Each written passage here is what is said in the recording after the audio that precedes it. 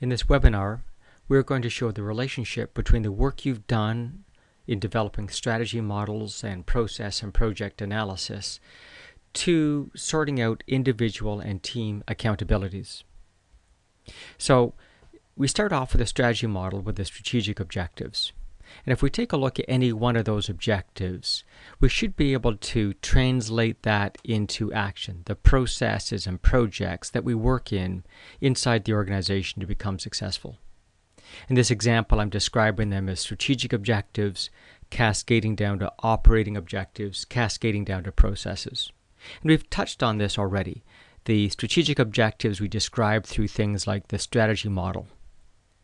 The operating objectives get visualized through things like the dashboards that we created in Module 5.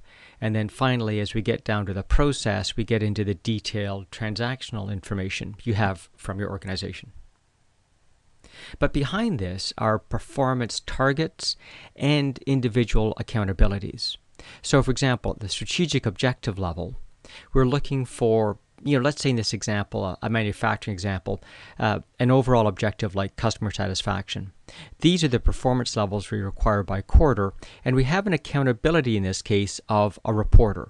The reporter is someone who once a month reports back to the organization and the leadership team how we've been performing against that strategic objective.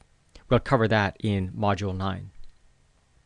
From there, we're going to cascade that strategic objective of customer satisfaction down to a number of operating objectives. In this example, I've pulled out one, on-time delivery.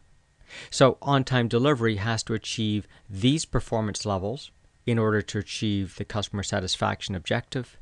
And in this case, we have a slightly more complex accountability structure where we have an owner as well as an apprentice, someone who's learning how to do that job as a development opportunity.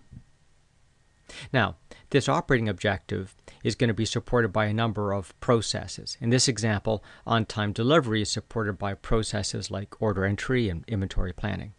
So we can cascade this operating objective down to the processes. These processes require these performance levels, and there's a more sophisticated accountability structure that we'll talk about shortly. So I've shown this as sort of a three-step process. Obviously, you can cascade and add in as many levels as you want, but this illustrates the case. And of course, what we should be able to do is take a look at the performance levels and aggregate those back up to make sure that the processes are capable of delivering the overall strategic objective performance levels that we're targeting.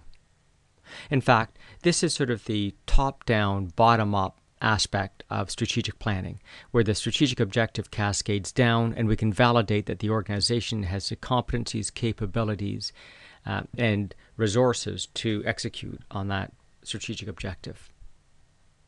But if we were to line these up and create one overall spreadsheet, we can begin to see the relationship between the strategic objective, the numerous supporting operating objectives, and within each operating objectives, the numerous processes that are required to support this. Now, we've seen this in the management structures that we've been building so far during these modules. What we're adding into this is the accountability framework of who does what to make this happen.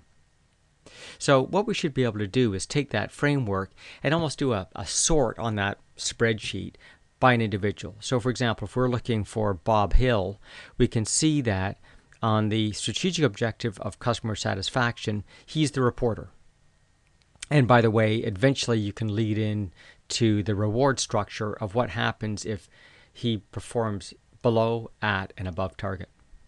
Now, if we continue this sort on the strategic objectives, it turns out that on-time delivery, he's also the owner of that. And then on the processes and projects, order entry, he's the owner. Inventory planning, he's the performer.